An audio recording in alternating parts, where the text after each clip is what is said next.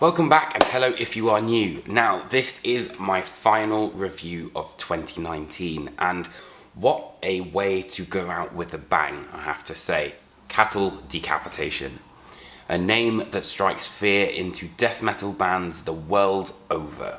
Expanding upon their unique and kaleidoscopic sound with each release, Cattle Decapitation have become truly major players in the world of death metal.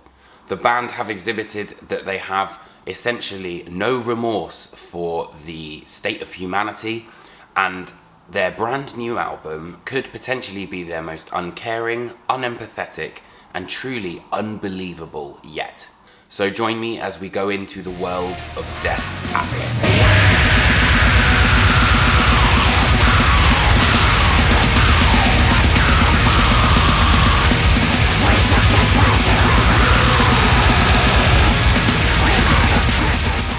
Even by Cattle Decapitation standards, the callousness of Death Atlas is unprecedented. One of the most appealing things to me about Cattle Decapitation has always been their sense of the cinematic, and Death Atlas brings this into a global scale. So this is done via the clever use of introductions and interludes, and kicking the album off is anthropogenic end transmission. Now, this is essentially a broadcast which may have very different languages which are kind of coursing through it, but their meaning is universal. And essentially it's this that's highlighting the fact that despite our differences of culture, race, sexual orientation, or pure geographical location, we are all one the same. We're then given the unempathetic and very much factual The Great Dying 1 and 2, which are interludes which gradually get worse and worse as we progress through the album. Potentially another one of the most important elements of a Cattle Decapitation, album is essentially the idea of story. And story governs Death Atlas from the moment it begins right until its finish. Bring Back the Plague is a perfect example of this, and the track begins with a black metal come grind sound where probably the most ferocious influences of Cattle Decapitation are really pushed to the fore.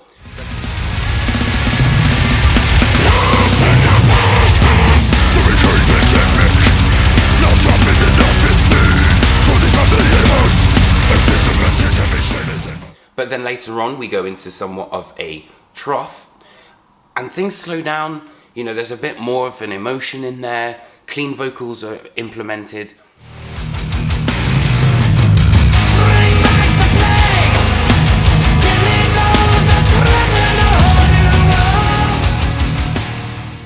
But then we're brought right back up where the speed again regains that power.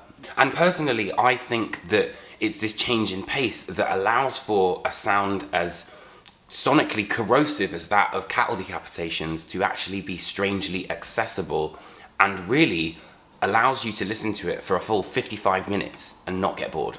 However, the same pattern can be exhibited on a macro scale when looking at the album. You've got various intros, interludes, which represents those valleys, but then, tracks that really bring the point home, which are often the peaks of the album. Yet, as much as the band might be extreme, it's a definite understanding of space on this album that really helps the band to create that universe. It's particularly seen on Absolute Destitute and Finish Them. Dynamics are also a key player in the songwriting genius of Cattle Decapitation, and One Day Closer to the End of the World is a perfect example of this. There are so many different little changes and tweaks that happen throughout the song that you don't necessarily really know. A perfect example of this is Josh Elmore's guitar, which slowly but surely goes slightly higher up the register, slightly lower up the register, but remains in that kind of main riff.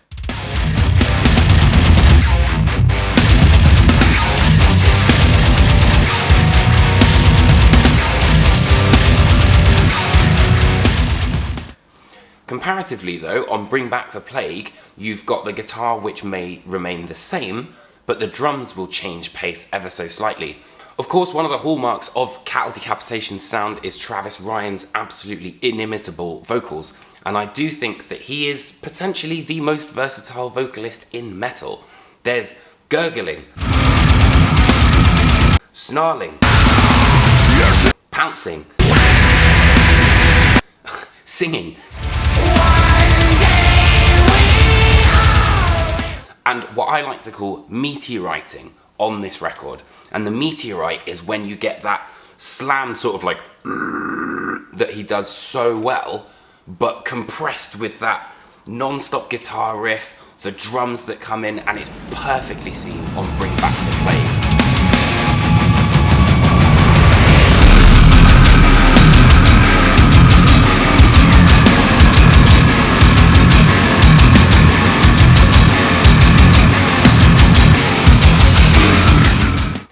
And it's one of my favourite moments on the entire record. However, most importantly, you can understand Travis. And I think that's such a big thing that so often death metal loses out on, is that Travis's enunciation is perfect. So even when, you know, he might be saying like, you can still roughly understand him. But in the same breath, they do have choruses where you can understand his "Bring back the plague," you know, things like that.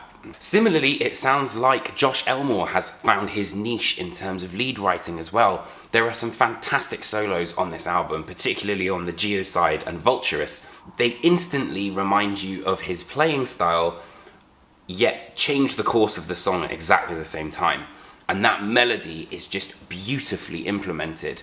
But then we'll go back into the original kind of swing of what we were actually listening to before.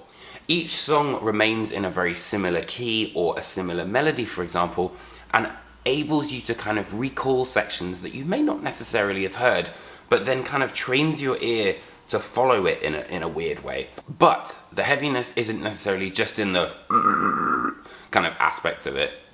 It's also in an emotional heaviness, and I think that is the real key to Death Atlas here. There's a real undercurrent of sadness that runs through Death Atlas, and it's the final trio of Time's Cruel Curtain, The Unerasable Past, and the title track, Death Atlas, that really hammers home this melancholic feel. Strings are introduced as we move into The Unerasable Past, and then slowly but surely into Death Atlas, and I feel that it is a combination of everything. There's, you know, the lyrics that Travis is singing. The unfeeling vocoder is then kind of juxtaposed with the melancholic and very much vulnerable piano, and you could argue, you know, that that's almost like a metaphor for the uncaring nature of humanity and the vulnerability of our actual planet. The near future of the entire human race is at stake. In 2018, the world may... Death Atlas violently turns the mirror on humanity to see the warts and all, and really take full responsibility of what our actions have caused. This record is Cattle Decapitation's finest hour, and is a poignant and very much necessary look at humanity with some of the best soundtrack you will hear this year, without a doubt. So I hope you guys enjoyed this video. If you did, hit that like and subscribe button. Be sure to check out all my other interviews, album reviews, and all that sort of good stuff. As I said, this is my final album review of the year because it's getting to Christmas and we all know that I love a list. I'm going to be finishing my albums of the decade list, but soon I will be going into my albums of 2019. And you can bet that this is going to be on there. So thanks so much for watching, and I will see you guys probably next year for another album review. Alright, take care friends.